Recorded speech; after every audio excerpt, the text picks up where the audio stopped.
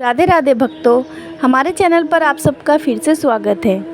आखिर भगवान श्री कृष्ण को क्यों कहा जाता है लड्डू गोपाल? कान्हा को क्यों और कैसे मिला था यह नाम? वैसे तो श्री कृष्ण को कई नामों से जाना जाता है, जैसे श्याम, मोहन, लड्डू गोपाल, बंसीधर, कान्हा आदि। इनमें से लड्डू गोपाल काफ़ी प्रसिद्ध है, लेकिन क्या आप जानते हैं कि भगवान श्री कृष्ण का नाम लड्डू गोपाल कैसे और क्यों पड़ा? दोस्तों, अगर आपने अभी तक हमारे चैनल को सब्सक्राइब नहीं किया है तो कृपया सब्सक्राइब कर दें और बेल आइकन को दबाना ना भूलें, जिससे आपको हमारे वीडियोस के नए अपडेट मिलते रहेंगे। चलिए दोस्तों, जानते हैं कि भगवान श्री कृष्ण को लड्डू गोपाल क्यों कहा जाता है। दरअसल ब्रजभूमि में भगवान श्री कृष्ण के एक परम भक्त रहा करते थे। उनका नाम था कुंभन दास। कुंभन दास का एक पुत्र था रघुनंदन। कुंभन दास हर समय प्रभु श्री कृष्ण की भक्ति में लीन रहा करते थे और पूरे नियम से भगवान की सेवा करते थे।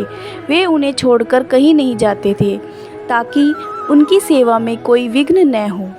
एक दिन वृंदावन से उनके लिए भागवत कथा करने का न्योता आया। पहले तो उन्होंने मना कर दिया, लेकिन लोगों के जोर देने पर वे कथा के लिए जाने के लिए तैयार हो गए। उन्होंने सोचा कि भगवान की सेवा की तैयारी करके वे रोज़ाना कथा करके वापस लौट आएंगे, जिससे भगवान का सेवा नियम भी नहीं छूटेगा। उन्होंने अपने पुत्र को समझा दिया कि वे भोग तैयार कर चुके हैं, तुम्हें बस समय पर ठाकुर जी को भोग लगाना है। कुंभन दास ने अपने पुत्र रघुनंदन को समझाया और वहां से प्रस्थान कर दिए। रघुनंदन ने भोजन की थाली ठाकुर जी के सामने रखी और सरल मन से आग्रह किया कि ठाकुर जी आओ और भोग लगाओ। उसके बाद मन में यह छवि थी कि वे आकर अपने हाथों से भोजन करेंगे, जैसे हम सभी करते हैं। उसने बार बार ठाकुर जी से आग्रह किया, लेकिन भोजन तो वैसे का वैसा ही रखा रहा। अब रघुनंदन उदास हो गया और रोते हुए पुकारा कि ठाकुर जी आओ और भोग लगाओ। जिसके बाद ठाकुर जी ने एक बालक का रूप धारण किया और भोजन करने बैठ गए। ये दृश्य देख रघुनंदन भी प्रसन्न हो गया। रात को जब कुंभन दास जी ने लौटकर पूछा, बेटा तुमने ठाकुर जी को भोग लगाया था?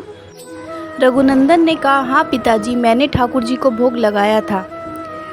तब कुंभन जी ने प्रसाद मांगा तो पुत्र ने कहा कि ठाकुर जी ने सारा भोजन खा लिया।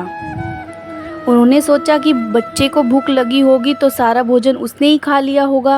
अब तो ये रोज़ का नियम हो गया कि कुंभन दास जी भोजन की थाली लगाकर जाते और रघुनंदन ठाकुर जी को भोग लगाते, और जब वे वापस लौटकर प्रसाद मांगते तो एक ही जवाब मिलता कि ठाकुर जी ने सारा भोजन खा लिया।